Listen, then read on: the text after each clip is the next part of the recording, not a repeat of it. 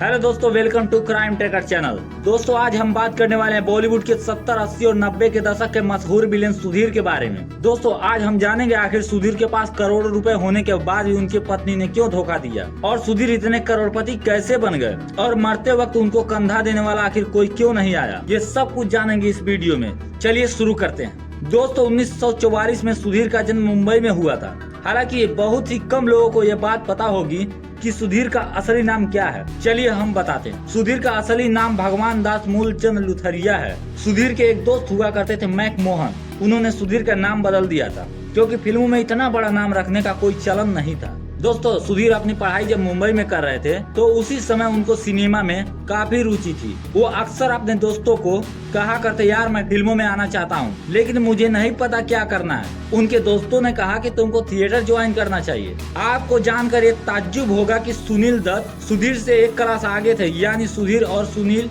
एक ही कॉलेज में पढ़ते थे। हालांकि सुनील दत्त हीरो बन गए और सुधीर अपनी एक्टिंग शुरू करने की तैयारी करने लगे। सुधीर ने काफी फिल्म निर्माताओं के आगे पीछे चक्कर काटे। उसके बाद उनकी मेहनत रंग लाई। 1962 में साधना और शशि कपूर की फिल्म प्रेम पत्र में सुधीर को एक साइड रोल मिला और उन्होंने उस फिल्म में अपना अभिनय का प्रदर्शन किया। हालांकि वो उस फिल्म में ज्यादा सफल नहीं हो पाए लेकिन फिर भी हार नहीं मानी और वो निरंतर प्रयास करने लगे। उसके बाद उन्होंने हकीकत और अपना घर अपनी कहानी से अपने आप को पॉजिटिव रोल में ढालने की कोशिश की लेकिन वो सफल ना हो सके। फिर सुधीर ने फिल्मों में नकारात्मक किरदार निभाने लगे। ताज्जुब की बात यह है, लोग उन्हें खलनायक के रूप में बहुत ज्यादा पसंद करते, जिसके कारण सुधीर फिल्मों में विलन का किरदार निभाने लगे। सुधीर ने 1961 से 2009 तक लगभग 200 फिल्मों और टीवी सीरियलों में काम किया। वैसे अमिताभ बच्चन और सुधीर फिल्म सत्य पर सत्य में काफी लोकप्रिय रहे। दोस्तों सुधीर की कुछ हिट फिल्मों की बात करें तो इनमें मेरा गांव मेरा देश, दीवार, शराबी, मेरी जंग, ऐलान जंग, दूध का कर्ज, 16 और शबनम जैसी अनेकों सुपरहिट फिल्मों में अपने अभिनय का प्रदर्शन किया। वहीं सुधीर के निजी जीवन की बात करें तो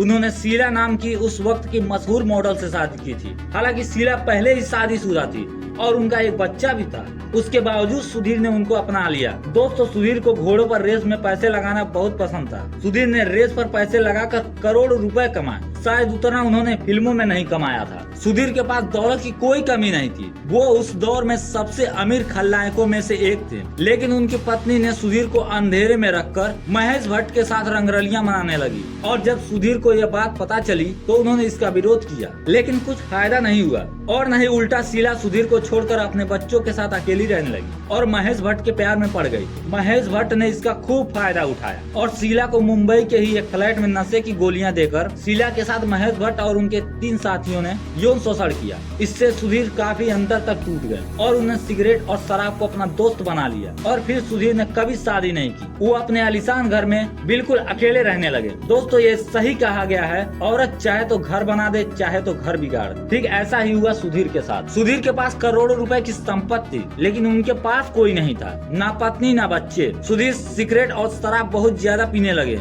जिसके कारण उनके फेफड़े और लीवरों ने काम करना बंद कर दिया और मुंबई के ही एक निजी अस्पताल में 12 मई 2014 को सुधीर का दुखद अंत हो गया। उनको कंधा देने वाला वहाँ कोई अपना सगा मौजूद नहीं रहा। दोस्तों हर इंसान बस पैसे पैसे के पीछे भाग रहा है, चाहे आप हो या मैं खुद। लेकिन एक समय ऐसा भी आता है कि पैसे का महत्व एकदम जीरो हो जाता है। इंसान की जिंदगी में जब उसकी मृत्यु होती है उस वक्त इंसान के जनाजे में कितने लोग आए हैं वही उस इंसान की असली कमाई होती है। आशा करता हूँ दोस्तों आपको हमारी ये वीडियो पसंद आई होगी। अगर हमारी मेहनत आपको पसंद आई हो तो हमारे चैनल को लाइक करें, सब्सक्राइब करें। जय हिंद, वंदे मातरम।